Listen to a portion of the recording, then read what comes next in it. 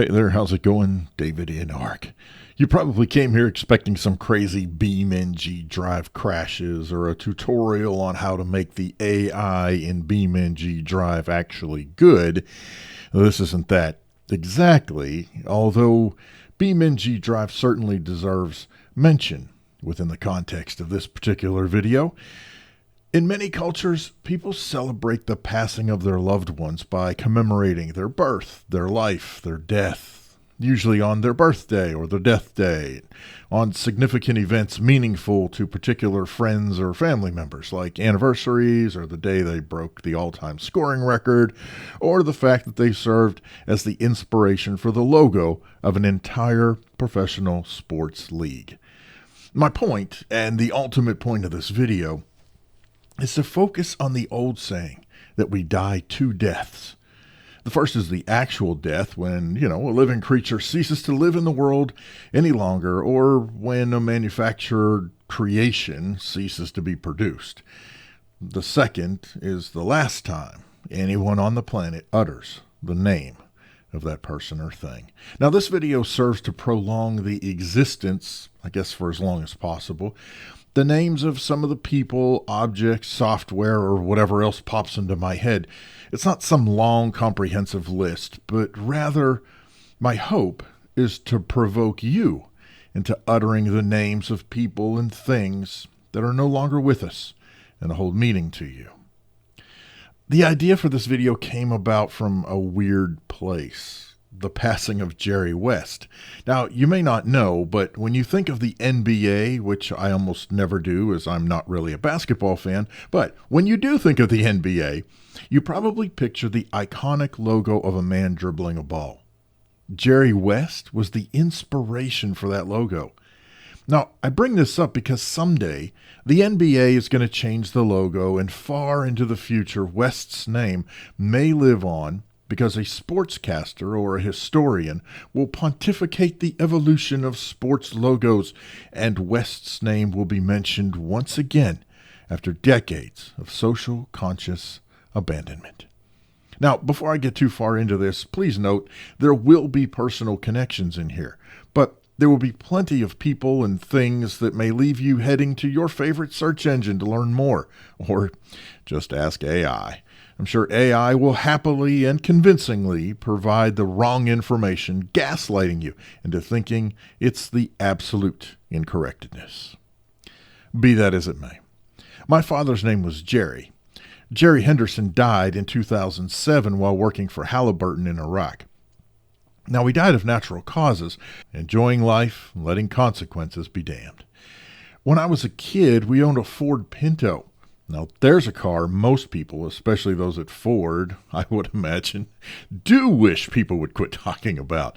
The same with New Coke and the Edsel and maybe even the Apple Newton, all along with any freaking phone ever created or sold by Microsoft.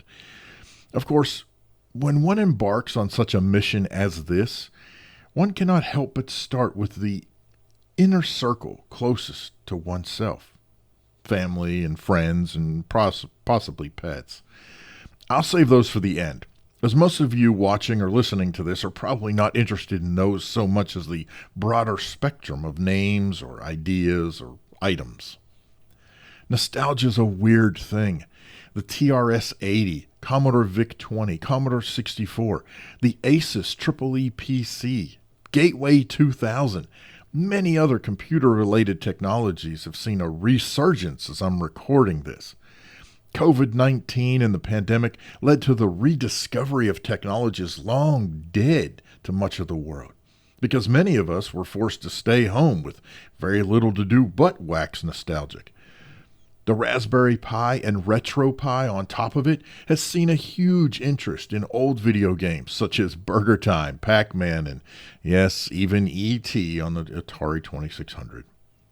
But also systems like the PS1, Super Nintendo, Famicom, PC-88, and Sega, and so many more. RetroPie lets you play all the games from those old systems all in one place on your TV at home. Now, I already mentioned cars like the Pinto and the Edsel, but cars and car companies have come and gone over decades, and the same will happen to companies around now as I record this. I mean, one day Tesla will no longer be a thing, just a distant memory. I mean, heck, even the words Tesla, Pinto, Edsel are more than just the one thing I'm associating them with here. Tesla Car Company was named in homage to Nikola Tesla. The Pinto is, or was, depending on how things look in the future after recording this, a horse. The Edsel was the name of the guy who stuck his name onto a most unfortunate marketing disaster for a car. My goal here is not to provide a history of each name or thing, so feel free to do the research yourself. However, sometimes I can't help but ponder the context and wonder what'll be lost one day.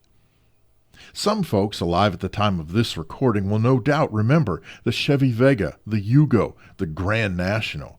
We remember brands such as Pontiac, Saturn, Plymouth. Of course, even the names of things change for various reasons.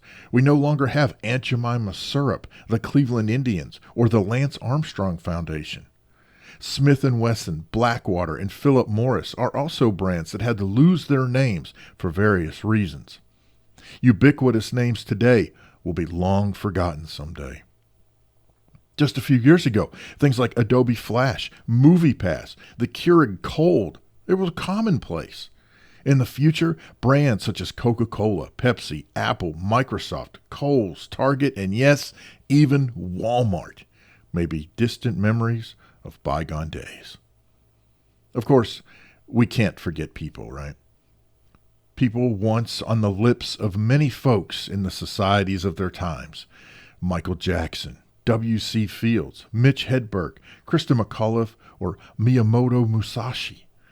The internet, with websites such as On This Day and Wikipedia, provide textual memorialization of many famous and infamous people who have gone on before us. And with sites like Ancestry, even we common folk can have our names preserved for future family historians to discover and uncover. But there's something different about the utterance of names and objects. They're not just static words on a digital page. Speaking the names out loud seems to evoke something more, as though forming the words and moving the air to announce their memory, their presence, provides meaning.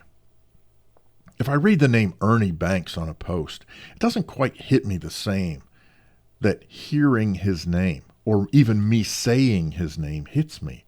I don't know, perhaps it's because I had the honor of meeting him and shaking his hand one day while eating at Harry Carey's in Chicago. And I guess that's kind of the crux of the whole thing, isn't it?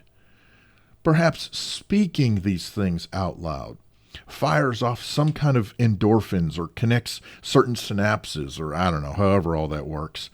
That speaking the names of things now gone brings our minds to a focal point. We think it, we speak it, we hear it. We remember that thing or that person, what it means to us, and for a moment, that is alive in the world once more.